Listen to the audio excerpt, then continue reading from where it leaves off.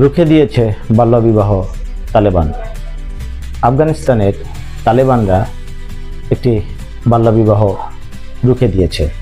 নিঃসন্দেহে এটি একটি স্বস্তিদায়ক খবর, কিন্তু এই খবরটি এমনভাবে প্রচার করা হয়েছে, বাংলাদেশের ইলেকট্রিক মিডিয়া, প্রিন্ট মিডিয়া খবর প্রচার করেছে। খবরটি আসলে কী ছিল এটি কিন্তু সহজেই কেউ অনুধাবন করতে পারছে না। তালেবান সরকার যেই বাল্যবিবাহটি রুখে দিয়েছে, এই মেয়েটির বয়স ছিল মাত্র 4 বছর। 4 বছরের একটি শিশুকন্যার বাল্যবিবাহ রুখে দিয়েছে। নিঃসন্দেহে এটি প্রশংসার দাবিদার রাখে। 4 বছরের একটি শিশুকন্যা আসলেই কি বিবাহ উপযোগী, বিবাহযোগ্য কন্যা? তো তালেবান সরকার যেই কাজটি করেছে সেটি হলো, এই মেয়েটির 9 বছর বয়স না হওয়া পর্যন্ত তাকে বিয়ে দেওয়া যাবে না। অতএব উপযুক্ত বয়স 9 বছর বলে তারা বিবেচনা করছে। তো 9 বছর কি বয়সটা বাল্যবিবাহের পর্যায়ে পড়ে না? 9 বছর বয়স কি একটি মেয়ের বিয়ের জন্য উপযুক্ত বয়স?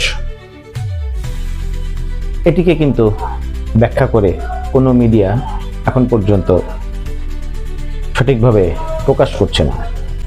তারা তালেবানদের যেই কনসেপ্ট, এই কনসেপ্টটি প্রচার করার চেষ্টা করছে।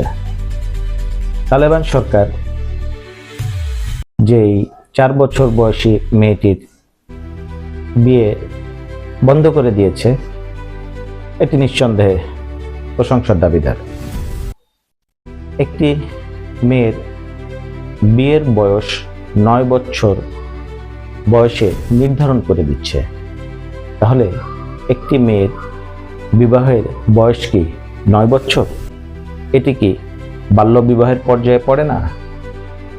এটি কি স্বাভাবিক বিয়ের যে বয়স? 9 বছর বয়সে একটি কন্যা শিশুর বিবাহ কিভাবে বৈধতা দিতে পারেন? 9 বছর বয়সকে একটি মেয়ের বিয়ের জন্য উপযুক্ত বয়স? সে কি শিশুকন্যা না?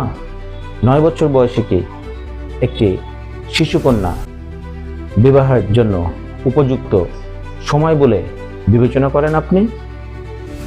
আপনার বিবেক, আপনার কন্যা সন্তান, আপনার সন্তানকে যদি 9 বছর বয়সে বিয়ের জন্য নির্ধারণ করা হয়, তখন কি আপনার কন্যা সন্তানকে আপনি 9 বছর বয়সে বিয়ে দিবেন? এটি কি শিশু বিবাহ বা বাল্যবিবাহ বলা যাবে না? এটি কি শিশু বিবাহ বা বাল্যবিবাহ নয়?